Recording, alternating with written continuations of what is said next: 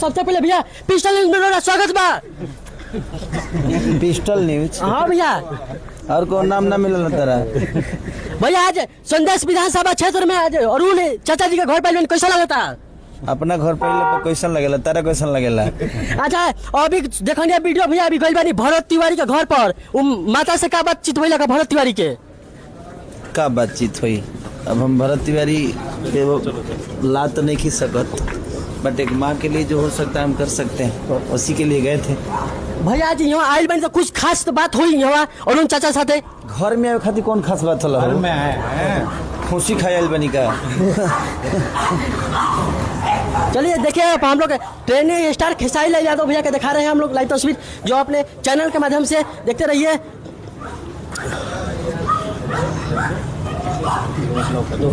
हम लोग लाइव तस्वीर दिखा रहे हैं अपने चैनल के माध्यम से, देख लीजिए आप। कभी